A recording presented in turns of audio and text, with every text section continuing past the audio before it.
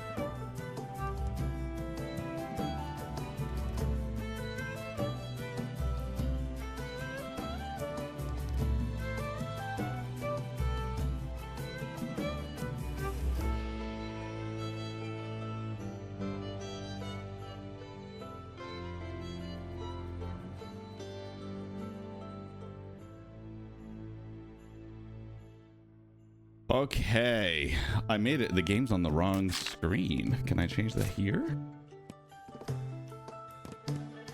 Nope. I gotta exit the game and go back in. Hi guys, how are you? I'm here. Let's try this one. We can do this one for now while I get the game booted back up again. Hi everyone. Let's catch up on chat. Ice Mountain, hello. Smoker, hello. Noella, hello, hello, hello. Undot, welcome back. I think that's everybody. Vince, hello. Hi, chat. How are you? Still loading the game back up again, but it'll give us a good excuse to talk. Reload. Anyway, chat, how are you all? I'm in the Midwest. There's no good poutine near me. Yeah, that's true. You got to get it in the north border. Even when I was in Boston, it was really hard to get. And if it was available, it was very expensive. Although I was fascinated that when I did visit Munich, well, technically Cologne for Gamescom, they had one of their like food vendors for the party that I went to was actually poutine. And I was like, wow, I feel like I'm home. Okay, there we go. That should be good. I'm going to pause stream so it doesn't distract me and lag the game. Anyway, chat, welcome. We're back on track. How are you? How are you? How are you? How are you? It's been a week. There's a lot to talk about. I don't necessarily maybe have new stuff to talk about, but we're going to talk about everything that has happened. Maybe there's something new and I've lost track of it, but whatever I can say and whatever I have to talk about, we will do it. That's what we're here for. Oh, okay. Let me pull up these. Okay, so we're going to go to game and then we are going to show a window. We will do the game afterwards. Okay, so chat, we have a lot to talk about. I'm very excited. I'm very excited to talk to you guys today. Okay. So first things first, let me finish with chat. I am so happy for the demo for Police Life, for Ambulance Life. Yes, absolutely. Debating between Subway or Hardee's. I mean, if I had to pick, Subway is so common here, but I think it's really low quality compared to like, I don't know, Jersey Mike's or any other really decent sub shop. I would go with Hardee's personally. Oh, Noella says Subway. It's so cool that there's a demo coming for Ambulance Life. I'm also very excited, Vince. I can't wait to get this game into your hands. I'm so excited. Ready to be off for work for 2 weeks. How are you, Troy? I mean, same. I still have another solid week. I'm going to be working through the demo to make sure there's no issues or the feedback is getting to the right people. But yeah, the studio's shutting down for a couple of weeks for sure. There's some people that are already on holiday because they have plans. They travel outside the country and stuff like that. So, geez, haven't had Subway for a hot minute. Yeah, it's been a long time for me. Every time I get Subway, I'm disappointed. No shade to Subway, but it's just like I think I'm always hyping it up to be something more than it really is. Yeah, I live in a small West town, so it's very limited on fast food. Yeah, that's fair. I know that feeling for sure. It seems to be the smaller the town, fast food is all you have, and then one really slamming diner. Like that diner is the best food you will ever experience in your entire life. It's like those people, that family, their entire purpose has been to perfect French toast and omelets. It's like, it's so good. It's so good. I'm a huge sucker for diners. Whenever I go to a city to visit or move, that's the first thing I do is I seek out a diner and rate it. And I'm like, okay, that's the diner that I'm going to forever now. Oh, we have that, and it's connected to a bar. Yeah, that is definitely a small town situation, Ice Mountain. That's so funny. I can't wait to hear the updates for Ambulance Life. Well, for you, Smoker, you're going to be completely up to date because you're in Discord. But this is for folks who maybe aren't in Discord, don't use social media, or haven't heard the news. So we're going to go over the gameplay overview video, which just released. We'll do that first, and then we'll get into the Windstorm stuff, and then we'll finish. We'll get into playing the Winter Wonderland DLC from where we left off. Okay. So you've been seeing some stuff on social media for Ambulance Life for the last couple of weeks now. We've been posting a couple of screenshots of the patient protocol binder. We've got some gameplay videos or mechanic reveal videos. And we've also been posting my favorite series, which is things you never want to hear your paramedics say. The most recent one is one of my favorites. It's Siri, how do you start an IV? So yeah, it's really exciting. Now we're finally releasing the gameplay overview. This is a video that Nacon put together, and it was phenomenally done. It gives everybody a really good glimpse into the game itself. I mean, a lot of the stuff you've seen before, none of it is like overtly new content, but it's nice to be able to see more of it, especially in the context. Like, for example, pulling up to an accident and then what do you do from there? It kind of shows you the gameplay of like one single patient through A all the way to B. So gameplay overview, every call is a leap into the unknown. And I'll talk a little bit about what that means as well. Greetings, everyone. We like to listen to the sound of the city at the start of my shift before the adrenaline kicks in. Every call is a leap on the unknown. As soon as you receive the emergency call, speed off to the site of the accident of your ambulance, sirens wailing, apply first aid, and transport the seriously injured to the hospital. Every second counts. So we're going to go ahead and watch this video real quick. Let me know if this sounds too much. I enjoy listening to the noise of the city at the start of my shift, before the adrenaline kicks in. Every call is a leap into the unknown.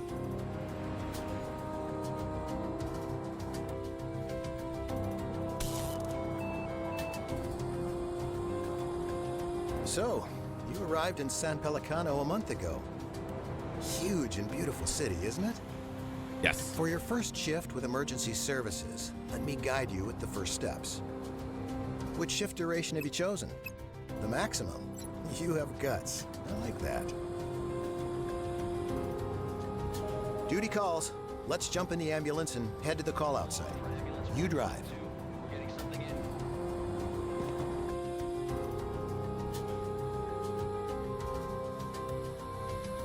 There's too much traffic right now. Turn on the siren, but stay focused on the road. You need to be quick, but don't cause any accidents. Not me. Okay, go find and examine the victim and gather some information from the witnesses. I'll prepare our equipment in the meantime. I didn't see the bike at all. It came out of nowhere. Oh my God. I hit it, didn't I? It's a serious situation and she needs first aid. Let's get her into the ambulance. I've hurt my neck. We need to stabilize her condition now. Check her vitals. Try to improve your diagnosis by focusing on the clues and symptoms you've found. Then follow the medical protocol and apply the procedures.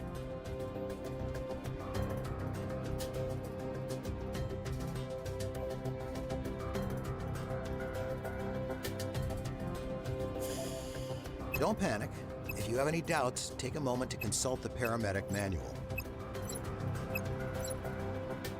The victim is stabilized.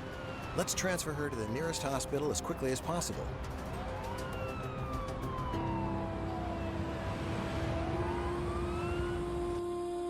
Good job. Good job, team. During the shift, we'll face many different situations, ranging from minor incidents to life-threatening emergencies.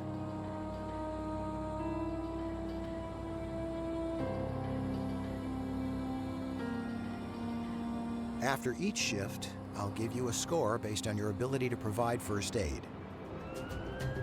With experience comes more responsibility. You will have to master new medical tools and handle more complex callouts, always with the goal of saving lives. Clear. And when you've gained enough experience and completed enough shifts in this district, you'll be ready to face a catastrophic event. Major incidents with many casualties, more challenging than anything you've encountered before. You'll have to assist a lot of victims in a limited amount of time. First, find as many victims as possible and prioritize them using the urgency of their condition. We call this triage. Then stabilize 5 victims simultaneously. Hi, Meanser.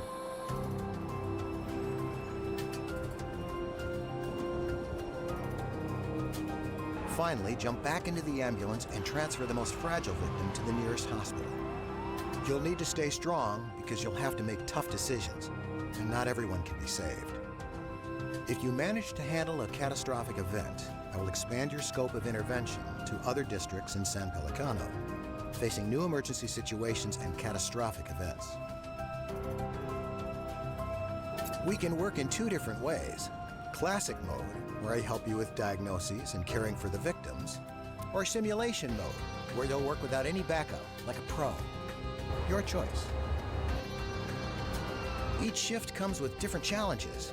That's what makes every day unique and spices up our daily job. But enough small talk. Duty calls. You drive.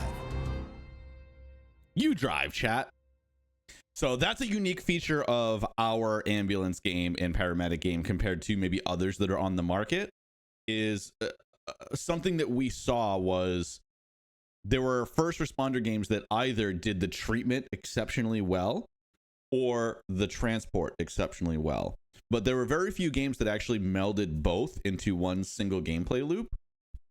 And so that's where our team saw the potential. And so that's why we would put a ton of focus on the treatment itself, obviously with a whole litany of tools and different callouts and symptoms that you can manage, but also with the size of the districts.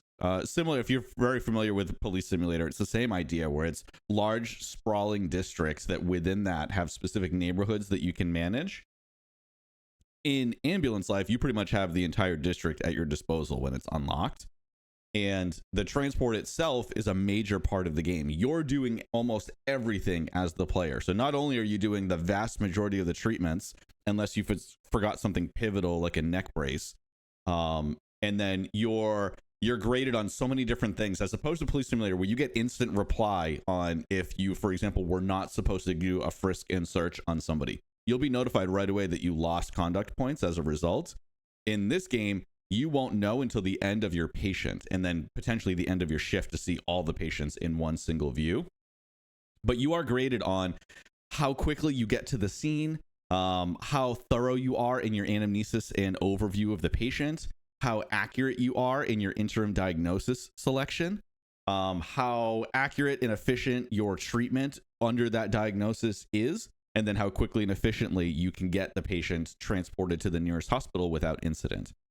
All of those are factors that you're graded on. It's a very complicated formula, and that is essentially how you get experience and be able to level up and progress and continue unlocking new stuff in the game, whether it's callouts or symptoms or new tools, or even a new district and catastrophic events. So I think that's what really makes Ambulance Life unique, even set apart from Police Simulator, is that you cannot choose to decline a call out. You get a call out, you have to go to it. As a medical professional, you can't choose which call outs you take. But at the same time, you also never know what you're walking into. And that's the every call is a leap into the unknown, because that's what that means. You could get the same call out 6 times in a row that a homeless person has been injured. You're like, okay, let's go deal with the homeless person. But then you get there and it could be any number of things. It could be a mugging. It could be a hit and run accident. It could be a drug overdose. It could be extreme weather conditions. Any one of those things could be the primary cause for the call out, but you won't know until you get there and do the work of investigating, observing, anamnesis, and diagnosing and treating. So that's one of the really cool things about it. And it's the major thing that sets it apart from Police Simulator for our veterans in chat. Those are the biggest difference. If I had to say there was one big difference, is that Police Simulator has multitasking as a possibility. So if you are dealing with an accident right in front of you, minor or major, and you're, say, taking pictures or interviewing witnesses, well, right in front of you, an NPC might be trying to carjack a vehicle, steal a vehicle right in front of you. So you can pause what you're doing, go and deal with that incident, and then come back to the accident and pick up where you left off.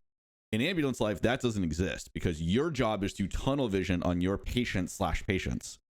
It is your job to make sure that your call out is being taken care of. There's going to be other things to distract you, whether it's constrained time, you've got construction sites that are blocking your path, you've got traffic that won't move for you. These are all things that are pivotal when dealing with treatment and transport.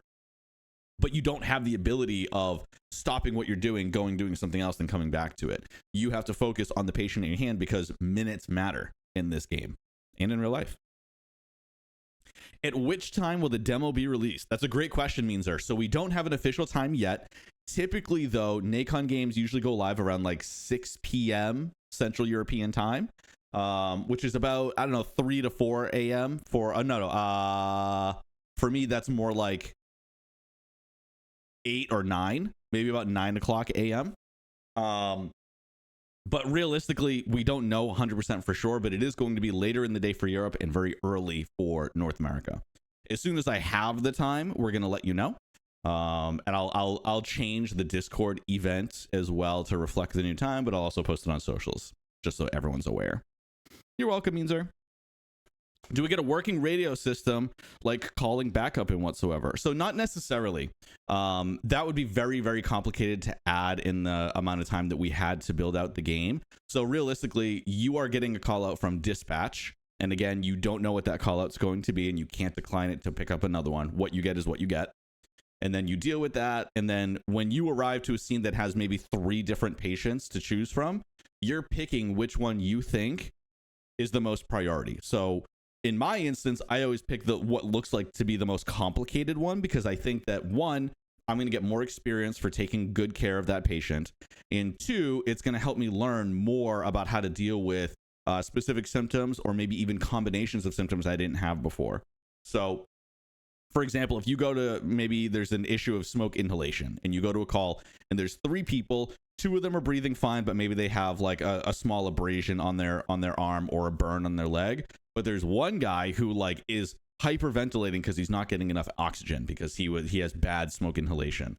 That's the person I would take, because there's a lot more to do with that patient. But you can absolutely take one that just has a burn. Maybe you've only got 2 minutes left in the shift, and you maybe don't have the full time to be able to fully to be able to treat somebody. So the transport is the most important factor in that method. So it's up to you. You have full player agency when it comes to who you're treating, what you're treating them with, and if it's accurate or not. You can absolutely give somebody 17 shots of morphine, but they are very likely going to die. And then you have to deal with the instance after that of what to do. At first, there was going to be option of limiting, like, for example, you only have, 2 vials of morphine and 1 vial of saline, or 1 bag of saline, anything like that. But we thought that it was a lot more fun to let players make that choice, for better or worse. I think we're going to see some really horrifying clips on social media.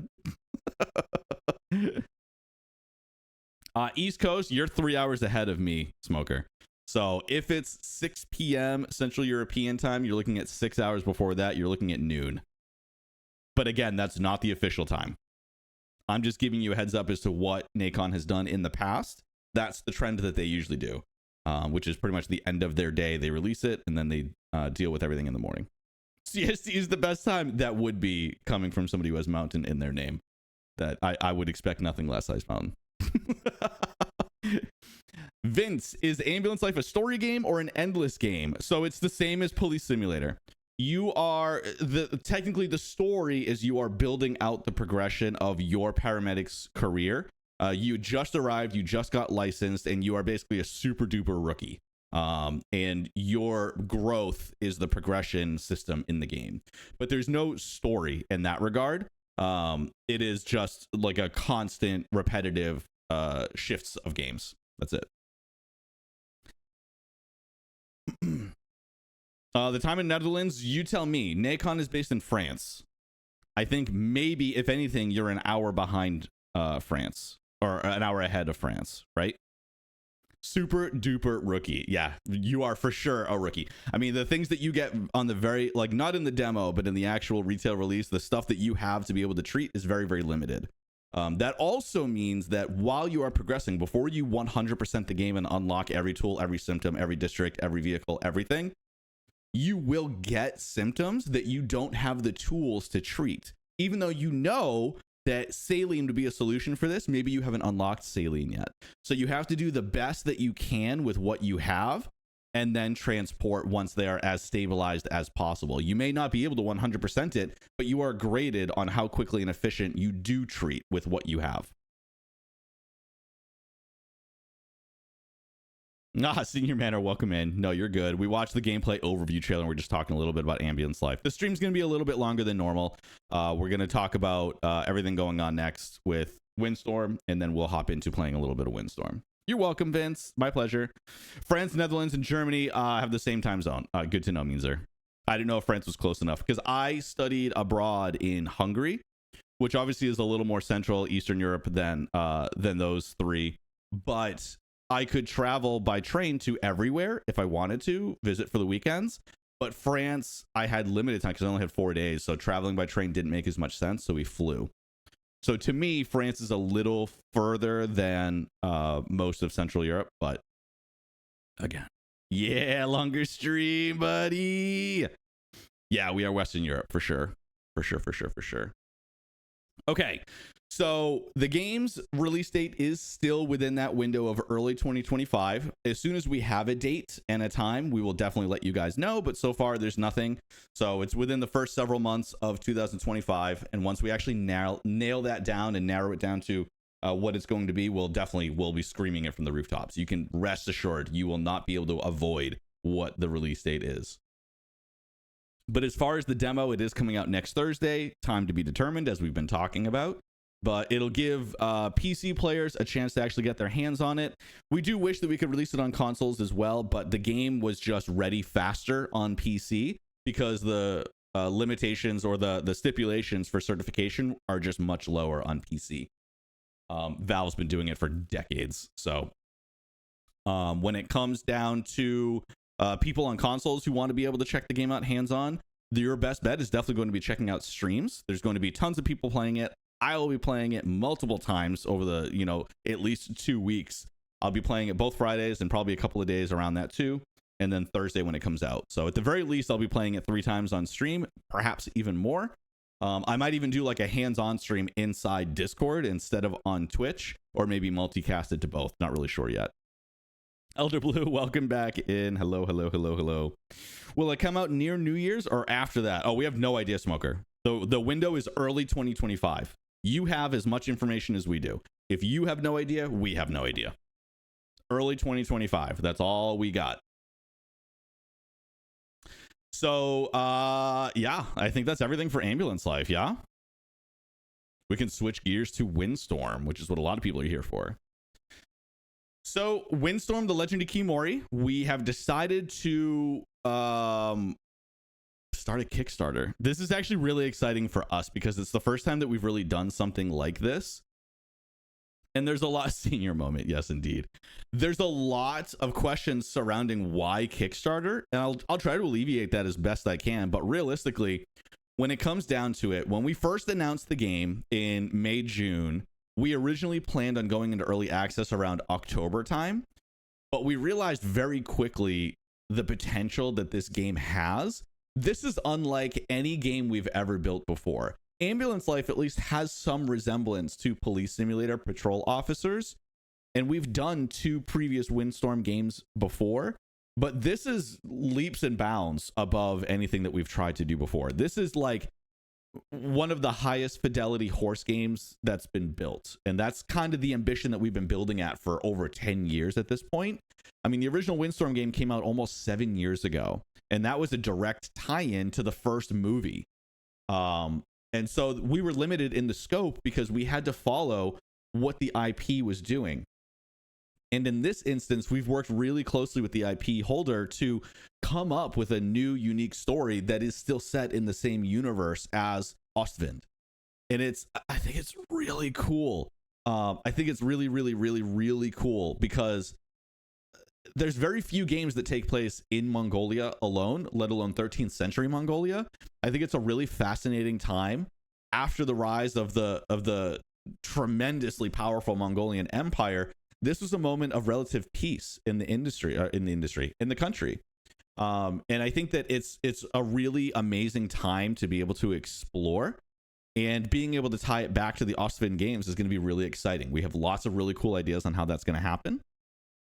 We'll take a look at the key art and break that down a little bit too. But everything we've learned from the Windstorm games and from Horsetails Emerald Valley Ranch, we're taking everything we knew and just amplifying it. The same way we did the same thing with Police Simulator, we're moving on to the next thing and amplifying it. This is the next biggest step. And so the Kickstarter itself is a way for us to really nail exactly what we want to do in terms of scope in this game. We got so much attention on social media, and the outpouring of feedback and positive sentiment and ideas for what we could do in this game were just like overwhelming. It's stuff that we'd never even considered before. We're like, oh, there's actually a desire for that. Players actually want to do this specific thing. Maybe we should rescope and add that thing in. What do you think, guys? And we went back to the drawing board a little bit with all of our partners, and we decided that I think that was probably the best thing. We want to build the game that the vast majority of people want to see, even if it is just, horse people that want a fully high definition, really robust open world horse game. That's going to be the core of the game. But what else can we add on to it that makes other people happy as well? Make it more adventurous, maybe add puzzles, maybe add some incredible narrative lore to it.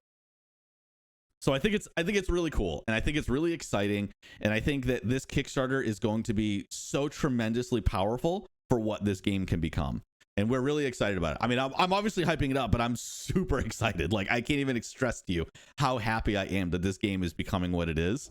I've seen all the internal documents about what we plan on doing with it, and like every single time I read an update, I'm just ecstatic, and I can't wait to start showing with you guys. So we'll read through a little bit of this developer diary. Probably not the whole thing. I mean, it's not terribly long. We'll at least go through some of the pieces in the beginning, and then we'll go through a little bit of the playtesting, and then look at the concept art. So when this post went live, we were saying that we're going to be launching our pre-campaign page for the Kickstarter so that you can, pay attention to when things are happening in that. But now the Kickstarter pre-campaign page is actually officially live, and this is what it looks like. So this is the new key art. Let it load for a second. And this is going to be updated as we get information. So you can follow us to stay tuned, settle up, and join Windstorm, the Legend of Kimori. After pouring our passion into the game for over a year, we are facing a decision. Ride onwards to our expected finish line, or take a leap to greater heights. This is why we need you. From the beginning, it has been our mission to create an exceptional experience, and this Kickstarter is our chance to not only meet but exceed expectations. Be the wind at our back. And so you can sign up to this today. I'm going to throw it in here.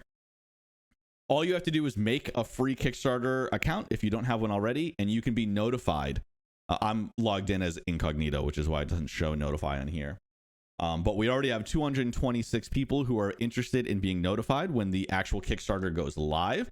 And then once the Kickstarter goes live, that is when people would be able to commit to funding the game. And there are obviously going to be different milestones for us to reach. There's going to be different incentives and different packages that people can sign up to be backed for. It could be as low as simply, we love the game, here's $1, to we want a digital copy of the game, maybe a physical copy of the game, maybe being an NPC inside the game. Like, we don't know exactly what the goals are going to look like yet, but we have a lot of ideas. And so we'll see what that looks like down the road. Very exciting. Very exciting. And this is just all the social media links that we have here. So that's the pre-campaign page. So from there, we also have playtests going on. So we had one playtest that has already happened. It was very small. It was very intimate. It was about 22 people, I think, give or take. And the entire purpose of that first playtest was really just to test the camera, the controls, and the character. Those are the CCC tests, we call it. That's like the very basic. We can't build the game out until those three things are perfected, realistically, is what it looks like. The concept art is phenomenal. You're right, Undot. I agree with that. I'm a fan of the scrolls. I just want to hold those scrolls so bad. Not gonna lie, I'm willing to drop like 500. Good lord. Only invest into the game what you are capable of investing. Please don't empty your coffers to support us. The game is being made regardless, but we really want this Kickstarter to go off well.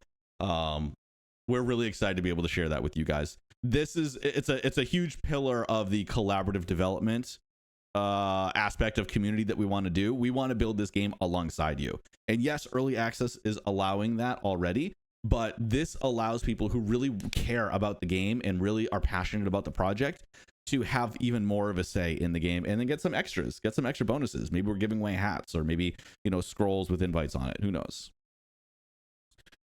I have a good job. I make decent money. Ice Mountain, we love you.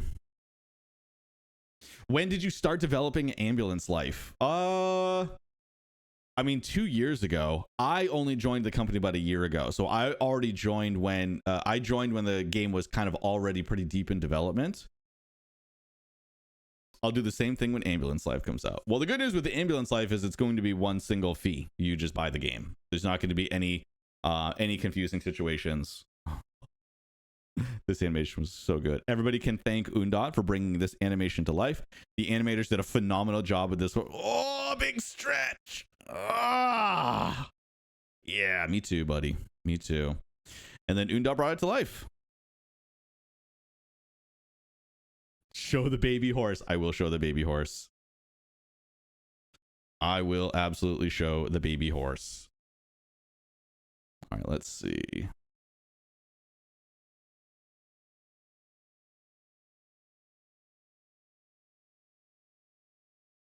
The baby horse is awesome. Trot, trot, trot, trot, trot, trot, trot, trot. Undot also brought this to life. It is so damn cute. And everybody is telling us how accurate the animation is, which is really, really great to see, because that is going to be a primary focus of this game. We want it to be incredibly realistic when it comes to horses. Historical accuracy is going to be a lot less serious, because this is going to be a game that is using fabricated Windstorm lore. So it is not going to be a one-to-one accurate representation of history, but we are going to say as close to cultural representation as possible. And to that end, we are working closely with Mongolian citizens, as well as educational and cultural resources and organizations, to make sure that we are staying accurate to anything that we do portray or state inside the game. We're really excited. One thing that we're like super going hard into the realism on is the sound and the music, the score.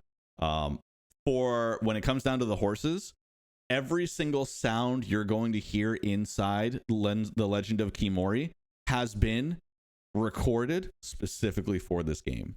So we're not using an existing library of horse noises or hooves on pavement / sand / grass or anything like that. We filmed that. We recorded that ourselves with our sound engineer, Simon. And horse neighs, grinding teeth, the sound of saddles, bridles being put on and off, brush noises, hooves on pavement, on wood, on sand, on gravel. All of that has been recorded as unique bespoke Foley work. And all of that is going to be added into the game. So no sounds that you have ever heard before in a video game. They're all recorded specifically for The Legend of Kimori. And the same too with musicians. We'll be able to talk about that a lot more soon. But we are having traditional Mongolian musicians creating new score and music for this game using traditional instruments, throat singing, quite a bit of traditional representation. We're really, really excited about that. We'll have a lot more to show soon, but there's still several recording sessions left to go. I think that covers that, guys. I think we can finally get into playing the game, yeah?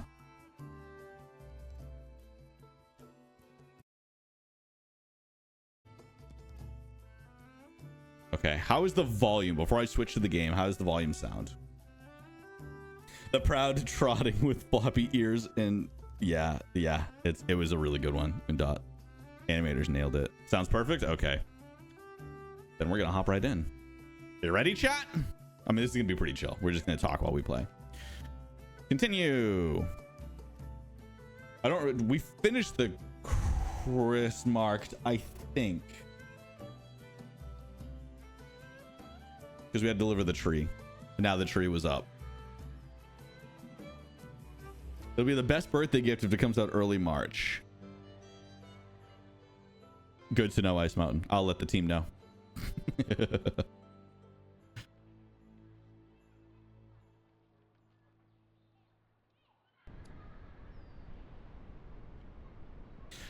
Okay. Go for a ride. No, let's go through the actual story. Let's go to the story. I won't do any free ride stuff yet. Hello, Mika. May an old man ask you for help? Mr. Khan, you're not that old. That's not true. She's a teenager. She thinks that like 25 is basically in people's deathbeds. What? No, I'm Santa Claus. You can see that. But I really do need your help. Oh, I see. Are your reindeer exhausted? If so, I can certainly help. Yes, you hit the nail on the head. My reindeer can't go on, but I still need to deliver gifts.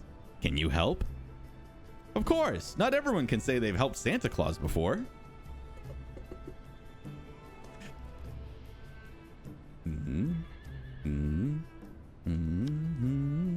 I need help delivering my presents. Could you lend me a hand? Gladly. All right, let's see if I can do this without smashing up the sleigh, because I've done that almost every single time now.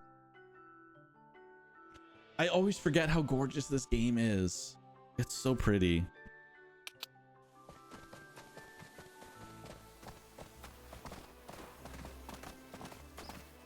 Oh no, that counted? No! Oh, I guess I go straight here through the fence. That's crazy. They put it right in my path and they penalized me. It's rigged. Rigged, I say.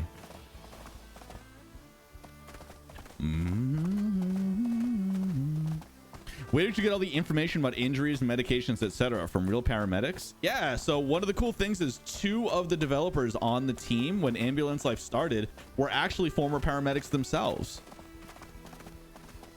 So that was kind of where the idea for Ambulance Life even was born.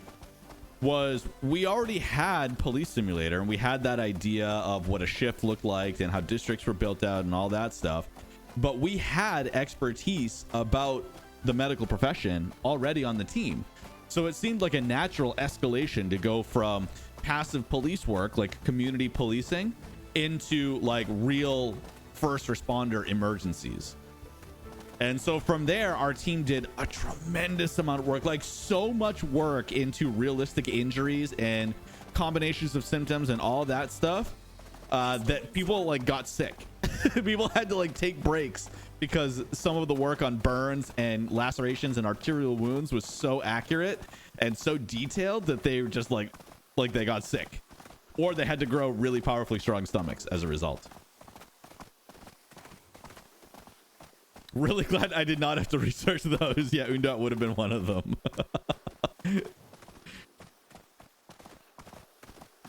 And we know that even the stuff that we've shown so far is not a one-to-one accurate representation of everything inside the game, but that was definitely done on purpose. Like, for example, in real life, a paramedic would very rarely, if ever, run into a burning building to save people or to treat people. In our game, that does happen. We suspend the reality a little bit because it's more engaging and fun for players. And I know that people who are medical professionals kind of poo-poo at that because they want an accurate representation of what they do. But if we're totally real, that's very boring for a lot of the aspects of the job. Like, for example, a lot of people say that Police Simulator is very boring, when realistically, a police officer's job is like 75% paperwork. If we made it even more accurate to being an actual police officer, you would not have shootouts. You would never even have a gun in some small towns. Most officers fire their gun maybe once in their entire career of 20 plus years. It's incredibly rare. But like if you're doing a parking ticket, then you also have to go to court several months away from now. So your paperwork has to be incredibly super duper detailed accurate. And that's very boring. If like people had to type out their police reports after every incident, an entire shift would be done in like 10 minutes. You'd have maybe like 3 interactions in a whole shift. And it would be super boring. So that's another example of where we peeled back reality a little bit to make it more engaging for players, where somebody else is dealing with the paperwork and you're just dealing with the action. And that's the same with Ambulance Life. We wanted to make sure that people found it engaging to replay things over and over and over and over again without sounding too repetitive and without being too boring. So there are definitely liberties that we took with the realism aspect of the medical profession. 1000%. Did you just run through deer? We don't talk about that, Meanser. Oh dear, indeed. Do you have a favorite game besides your franchises? Oh man, I mean, I love all the games that we make. I'm not even a fan of simulator games. I've never been a fan of simulator games. And I play Police Simulator on my Steam Deck for hours on end while I'm watching TV and stuff, because it's just mindless. It's fun. The thing about Police Simulator that I like the most is I am a person who likes to make lists and to-do lists and check things off. It's very satisfying for me to be able to do that. And Police Simulator is that. Like if you go to an accident, there's like a specific order and list of things that you have to get done, and then you get rewarded for doing them in the correct order or in a correct fashion. And I love that. I love everything about that. A lot of simulator games are not like that. And that's what I like about Police Simulator. And it's very similar for Ambulance Life. It's a lot more open, of course. Thanks, Mika. Now everyone at the farm can celebrate a Merry Christmas. Well, ain't that special? But yeah, Ambulance Life is a lot more open. You have so much more player agency in how things are done, but there's still a right way to do things, or at least as right as possible. And I like that. It's satisfying to do, you know? All right, let's go for a ride. Let's do some open stuff. I think we can do like 3 blue missions when we do an open free ride. I think there's at least 2 that we can do. We may roam around Kaltenbach Estate freely and as long as we like. We should keep our eyes peeled for hidden objects. To return, we either ride back to Kaltenbach Estate or use the main menu. There is more work for you in Windstorm. Ride to the blue marking I have placed for you. Stop inside the marking and then start the mission. Yes, sir, Mr. Khan. I knew what you meant, Meanser, but I was just still talking about our games because I love talking about our games.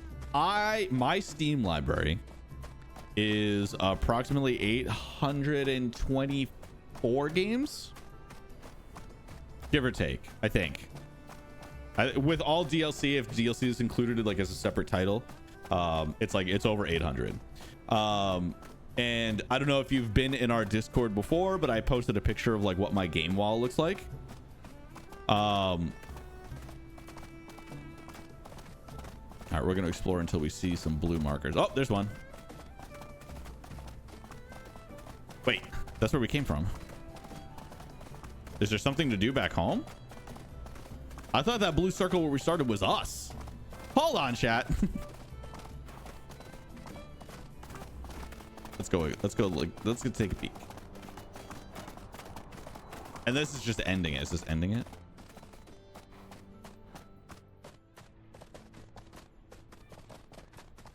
Yeah, there's no marker. Okay. I think that's just where we end. just so we can see it from afar. Okay, so we're up to this one. Holy cow, and I thought I had so many games in my library. Yeah, I have a lot. I've been on Steam since it started, because when you played either Half-Life 2 or Left 4 Dead 1, that was the first, those were the first two games that you had to have Steam to play them. They were the very first digital distribution games. They had discs to install, but you couldn't, the licensing was through Valve.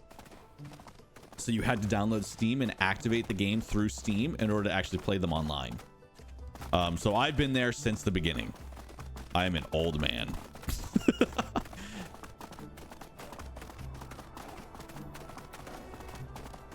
Winter Wonderland. Okay, how do I activate? Is it? It was X. X is activate. Wait, nope. What? There we go. I was mid. What? Am I resetting myself?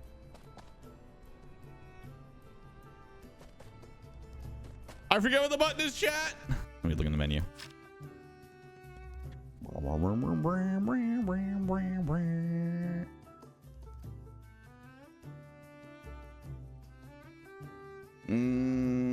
No, I don't.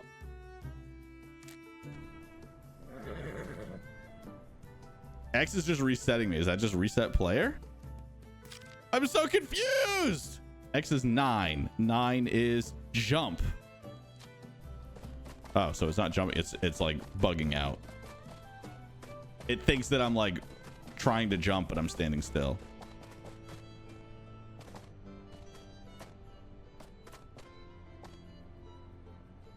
Oh, start mission. Why? It's literally on the screen. I'm such an idiot. It's literally on the screen while I'm standing there. Why to start mission? Ah, okay. Mika, the setup for the Christmas market is in full swing. Yes, I've noticed everyone is working pretty hard. But still, there is quite a lot to do, so no time to rest. And I can't find Sam. Sam has a tendency to, for those who don't know, Sam is like always off sleeping in a tractor somewhere. Oh, if you like, I can look for him. No, as long as the boy isn't helping, he also isn't breaking anything. But you can put up some direction signs. I'd rather look for Sam, but I guess I can also put up the direction signs.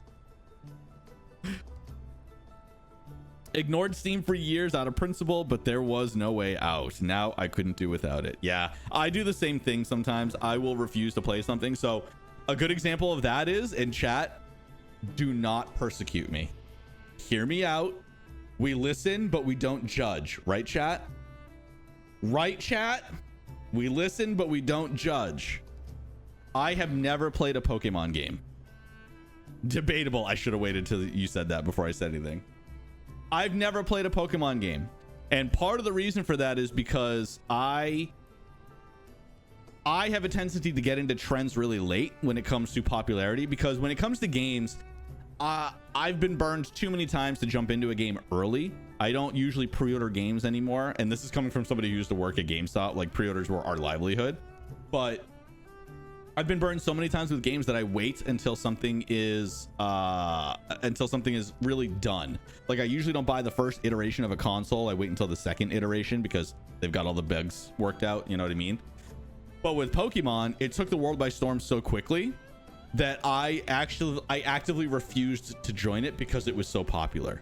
Kind of, I think what Undot was talking about there, where it's like, it became so popular that I was like, I actually don't want any part of that because, like, gross. And that was when I was young. I was in my teens at that point, so I was an angsty teenager. But now, I mean, Pokemon is so great now in terms of like how robust it is, open world. The graphics have gotten improved. There's like thousands of different Pokemon now as opposed to just the original 150 plus. But now if I played Pokemon, I would hate it because I don't have the nostalgia of when I played it as a kid, which is what drives a lot of people to continue playing Pokemon, because it constantly reminds them of their childhood and the first time that they played that type of a game. You know what I mean? So like, it was the twofold situation. I was late to the trend, and by the time I wanted to join, I was turned off by it. I was like, no, I'm not really interested in that. And now it's just way too late. If I played it now, I would hate it. I know that I would hate it because I was like, this is a children's game. This is awful. But I play children's games. Like, I'm playing one right now. So that's not even it. It's just me being stubborn, honestly. It's just me being stubborn. But to answer your question directly, Meanser, like, I have tons of favorite games. Like, for example, a recent favorite of mine is Baldur's Gate 3. I have over 550 hours in that game. I recently picked it back up again because a bunch of my friends got it on sale. So I've been teaching them the ropes, and I got stuck in my own Dark Urge run. But my favorite video game of all time, if I had to pick one, and I do have one singular favorite, even though I own thousands of games, physical and digital, there is one that will always have my heart, and that is the Legend of Dragoon on PlayStation 1, 1999. It was a team of 100 people. It is filled with typos. Like, the localization is a mess in that game. But that is my favorite game of all time. Like, 1000% my favorite game of all time. I will go back and play it all the time. It is now available on my PS5, which I'm thrilled about. But I have the original PS3, and I have the most recent PS5, not the Pro, but the second iteration of the original PS5. And with those, I can play PS1, 2, 3, 4, and 5 games with those two consoles, because the original George Foreman grill PS3 actually had a PS2 chip inside of it before they switched over to the Slims. The old like rounded ones that were shiny and had the little flip up hood for the micro SD cards. I have that one, and that has a PS2 chip, a physical chip inside of it. Everything after those two models is software emulation, which means if you put a PS2 disc inside of it, there's no guarantee it'll play. And if it does, it's emulating what that game is through its engine. Whereas the original PS3 actually plays it as though it's a PlayStation 2. So it's literally the original, and I have the adapter to plug in my old memory card so I can access like my Tekken 4 saves from like literally 1997, like crazy old game save files in there. A lot of people have not heard of the Legend of Dragoon Meanser, and that's not like, that doesn't even reflect, like, there's a lot of people who, it seems to be the people who know about it love it, and the people who don't know about it just don't even know it exists. It came out like the same year as Final Fantasy VIII, so it was completely overshadowed by Squall and his friends. Like, it was like nobody even knew that it existed, let alone any chance of being picked up by anything like that. So yeah, I got a PS3 with that chip, so I could play it. You can play any PS1 or PS2 games in that system. Yep, they all work because it's the same chip that is inside of a PS2. So anything a PS2 could play, which is every PS1 and PS2 game, you could play. The only exception maybe is like Final Fantasy 11, where you needed the network adapter on the PS2 to actually play online. But I don't even know. Maybe you could play it online. I mean, the servers are gone now, but like when the PS3 came out, you might have been able to play online since it had Wi-Fi connectivity built into it. And the Legend of Dragoon, because it's not immensely popular, is available for pretty darn cheap. Like, you could get a wrapped copy on eBay for like maybe $100, which I'm not saying that's cheap, but like in terms of something like Valkyrie Profile, a scratched version opened is like $450 starting. Like, it's not even close. But it did hit the greatest hits, so like that green band of greatest hits. So you can get a greatest hits version of Legend of Dragoon for pretty cheap, like $30, $40 probably. I should actually probably get a couple of different copies just so I, you know, when I eventually wear my copy out, I have it. But luckily, because it's on the PlayStation Store, I can play it digitally and save my discs, which is nice. I loved my PS Vita because my PS Vita, you could play, there were a select number of PS1 games that you could actually play on the PS Vita. So it let me play some of my favorite games mobily. Now, of course, I can do that with the Steam Deck, even if I emulate it and homebrew it.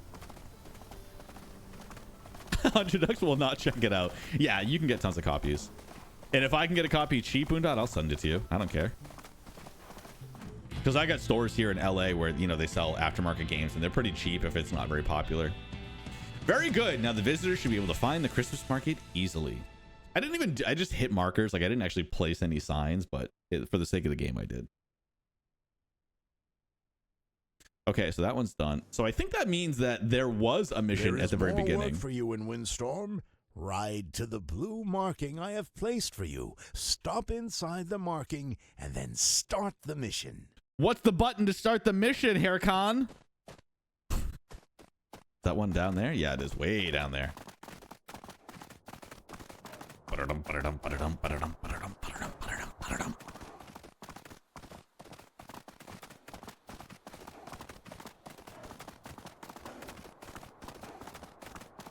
I love her beanie.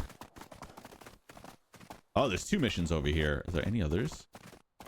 I think that one back at home base, I think is a mission, but because I was too stupid to know that I had to hit Y, it didn't give me the option. Yeah, The Legend of Dragoon was also the first game that I played that was 4 discs long on PS1, which was crazy. Final Fantasy 7 was 3 discs.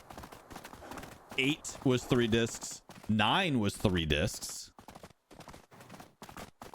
9 was crazy because Final Fantasy 9, to get Excalibur, the sword, you had to get to a certain point in the game on the 4th disc or the 3rd disc within a certain period. I think it was 20 hours flat.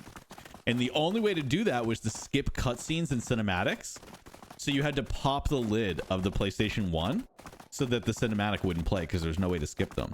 If you let every cinematic and gameplay play through, then you would not be able to reach it in 20 hours. Which is crazy to think about because you can't do that anymore. Like the PS5 doesn't let you just eject the disc while you're playing. I mean, it does, but it doesn't have the same effect. Maybe we can because it find was even more of them. analog. It wasn't digital. It wasn't like, you know, a digital arm pushing the disc in and out. It was you popping the lid and it would interrupt the game. You'd put it back in. It would pick up where it left off. Whew! The whole storm really threw me off. Was everything really okay? Yes, Grandma. I checked everywhere. Everything is still intact. Did you also check the tracks? No, but what could... The trains need to arrive at the station. What if the tracks are blocked? All right, I'll check the tracks immediately. Can you check the train rails for any issues? Let's go, chat. I actually love the sound of the hooves on the railroad tracks. So I'm excited for this mission. But some of my other favorite games, since you did ask me, sir, I'll happily talk about video games all day. It's my passion. But one of my favorite series of all time is definitely Portal. I have played the first game. I can beat it in 17 minutes. It's been a while, but I think 17 minutes is my fastest time to beat the original game. And Portal 2, I've played for charity because I can do it within about 3 hours. So I do like 4-hour charity stream blocks. And I've played that probably, I mean, the first Portal, I've probably played like 38, 39 times. We'll say 40, just for good measure. But Portal 2, I've probably played it about 20 times. I just love the game so much. There is more work for you in Windstorm.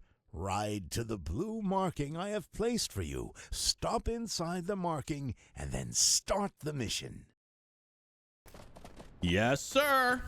Was it here or right there? Brum, brum, brum, brum, brum, brum.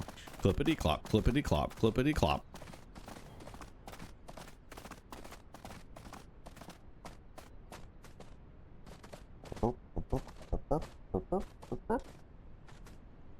Oh. No, it takes so long for the animation to stop because like it's somewhat realistic. Colleague did the Portal Reloaded mod, if I remember that right. That's crazy. The loading symbol from Windstorm is similar to Life is Strange 2. I like it. Oh, I never noticed that. You're right though. It is similar. Mika, could you help me? Sure, what's the matter? You know the horses can get ice buildup in their hooves during winter. The snow freezes under their hooves and forms ice chunks that stick to their hooves. Do more horses slip in the winter because of this? Exactly. And the customers brought me their horse, so I can't apply hoof grips. Hoof grips? That's the cutest thing I've ever heard. It's like dogs wearing Crocs. Can you pick up the hoof grips? Those are the things you nail between the shoe and the hoof, right? I'll get them right away. A customer needs hoof grips for his horse. Can you pick them up at the station? Wait, am I not at the station? Or no, I probably have to bring them back to home base. I probably have to bring it to Kaltenbach, right? Oh no. Oh no, it did reset me.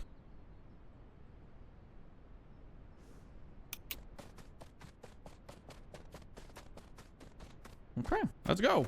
Brum.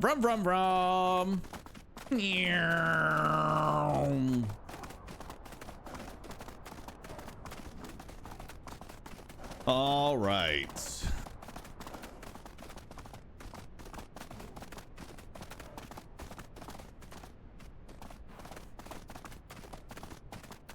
What about you, Means, or what are some of your favorite games? What's a game that you guys could never get sick of playing? If there is one.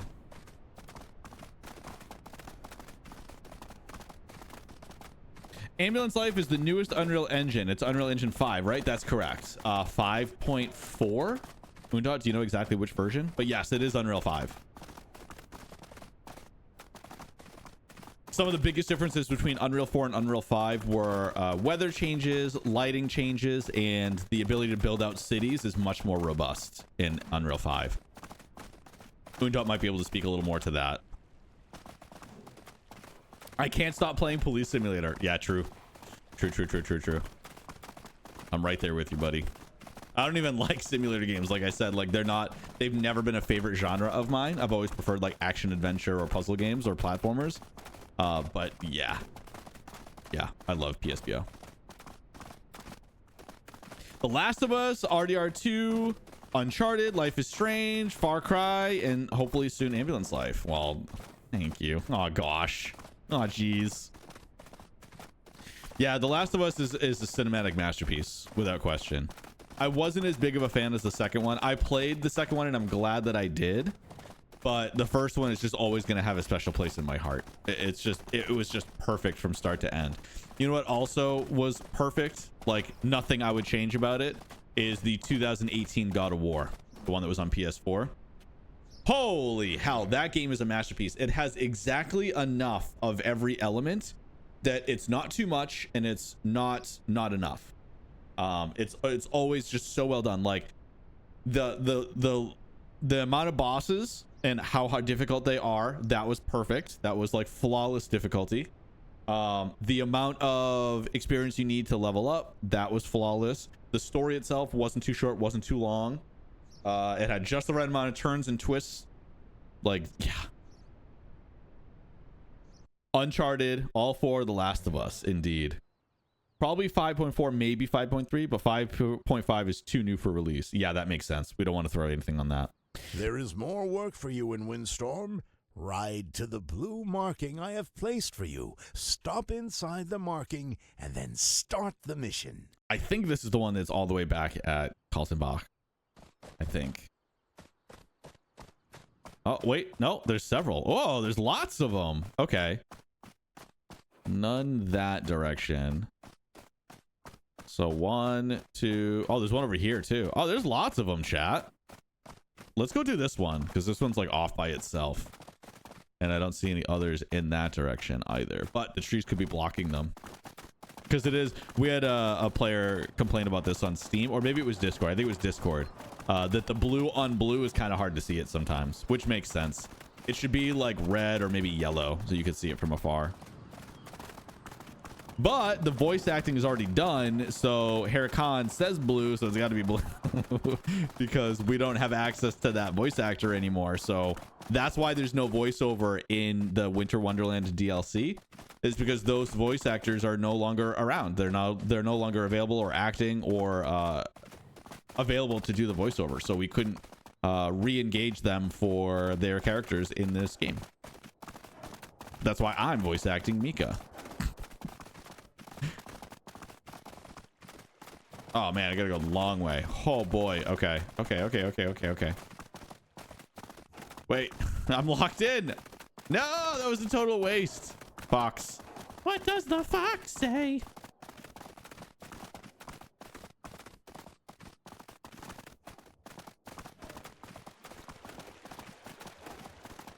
Okay, we made it through.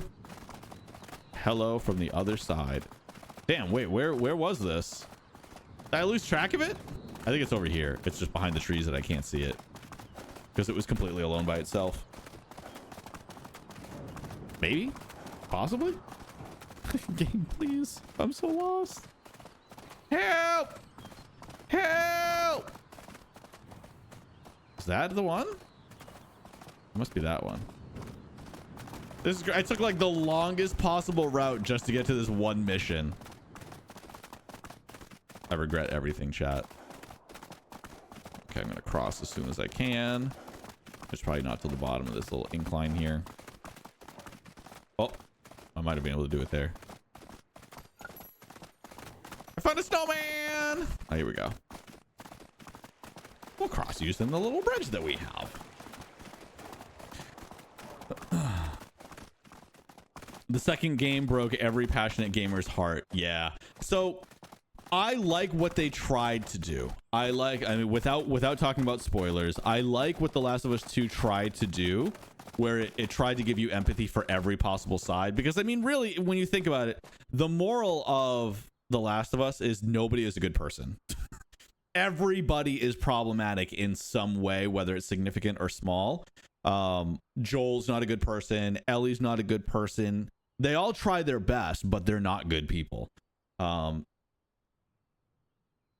overheard Frau Kaltenbach talking with the housekeeper. Apparently, there's a ghost of an old horse haunting the area. Are you sure they were talking about ghosts? Maybe they were talking about something else and you misheard? No, Mika. They were talking about a ghost. They mentioned that it was last seen near the ruins. Okay, Windstorm and I will get to the bottom of this haunting. Can you check what's haunting the ruins? It's gonna be like a pack of raccoons, isn't it?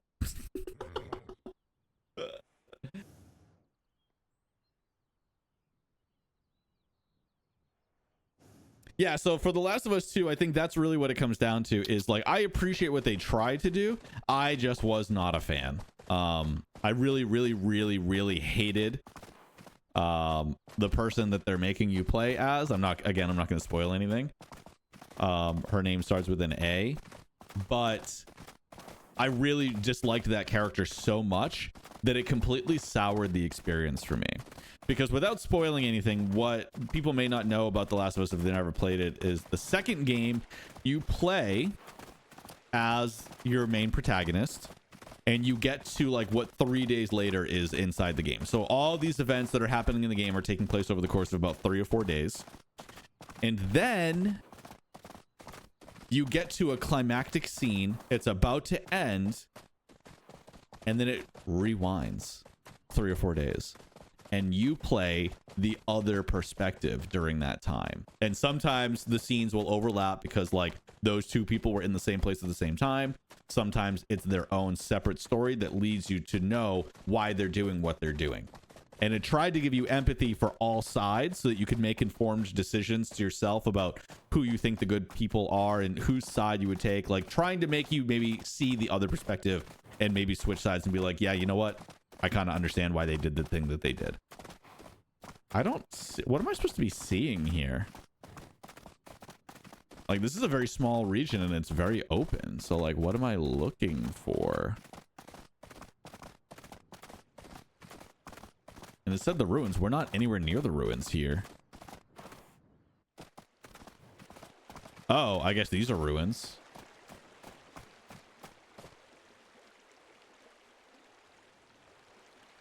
Wait, it's Archibald's here? You didn't see Archibald. I didn't even see him at all. He has kind of a white coat, so maybe he blended in. Yay, chat, we did it. There is more work for you in Windstorm. Ride to the blue marking I have placed for you. Stop inside the marking and then start the mission. Okay, where is the next spot? I think they're straight ahead because this was pretty out on its own. So I guess we'll go to this one up here. This will probably be the last mission we do for the day. We want to save some for next time. We actually have the main story to go through on the regular game as well because I reset my save files so that we made sure that this was like fresh for new players.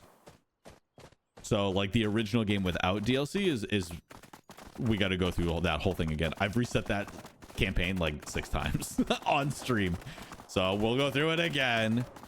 And those horrific chase scenes where you gotta, you know, chase down a horse or a cow. God, I hate those missions so much. They're so difficult. The AI is just so fast. Maybe though, all the work that I've done to unlock Windstorm on this DLC save will carry over to the original save too. We'll see.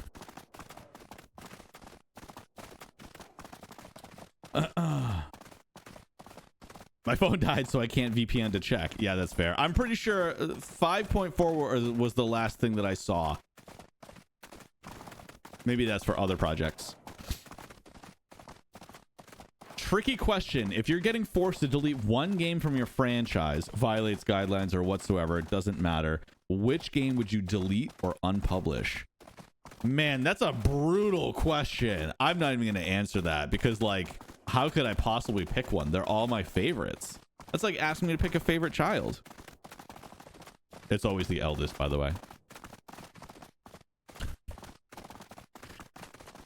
I think going up here is a mistake. I guess we'll see. If I can get down the other side, then it's fine. Found a snowman. Okay, good. I can't go that way, but I can go this way. I'm going for it, chat. Yeah! Nailed it. Nailed it. I don't think a horse could have survived that jump, I'm going to be honest. But Windstorm is no ordinary horse, damn it. All right, we're getting close. We're getting close. Nice. Free jump. Whee! Snowman!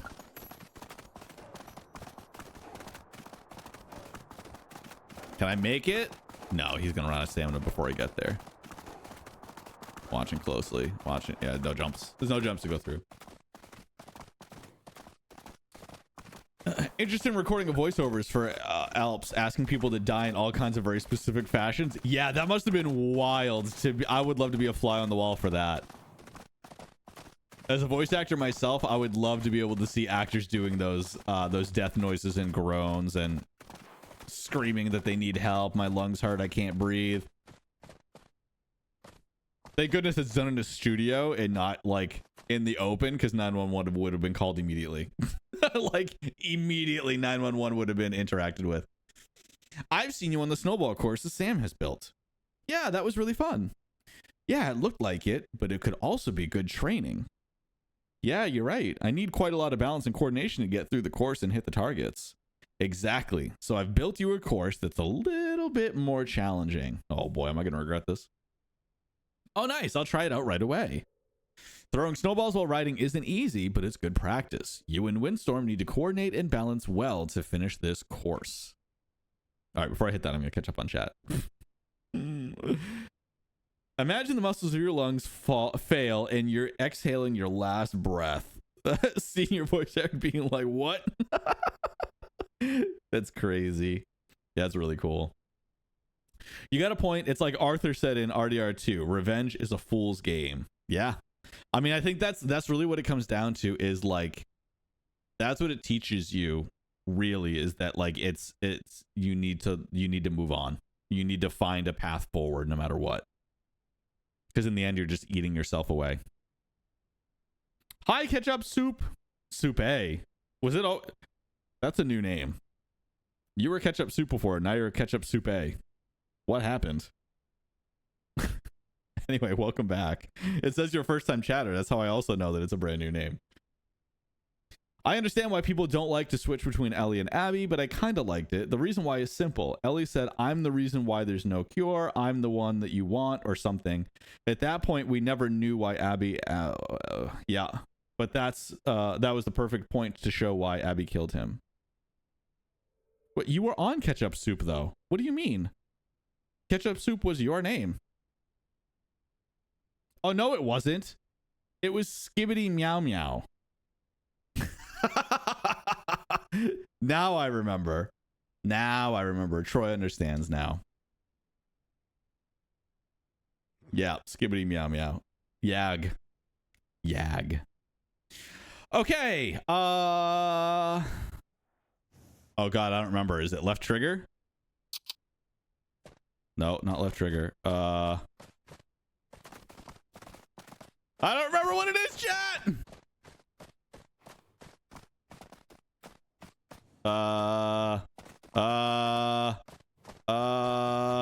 There it is. It's right bumper, by the way, guys.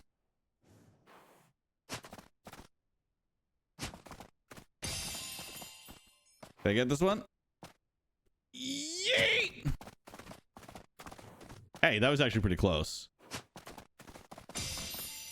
Was that the only one?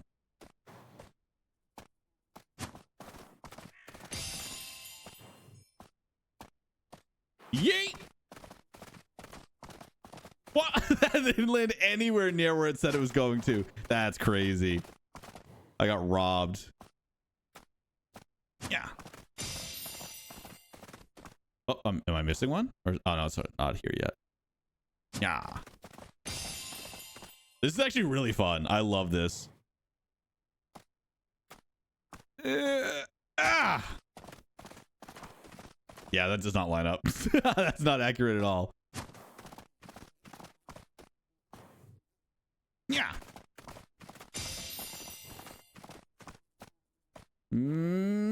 Yeah.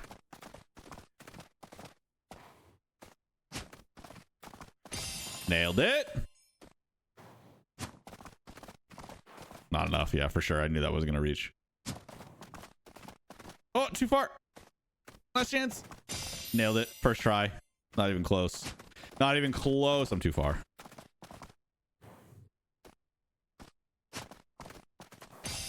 That was a bullseye. Did you see that one, chat? That was a bullseye. Guess who just finished clinicals, y'all? Hey, congratulations. Was it a success? Was it everything you wished it was? Okay, let's see. There is more work for you in There is indeed. Windstorm. I like it's nighttime now. Ride to the blue marking I have placed for you. Stop inside the marking and then start the mission. Okay, we are going to stop here. Let's go back to Kaltenbach. Kaltenbach.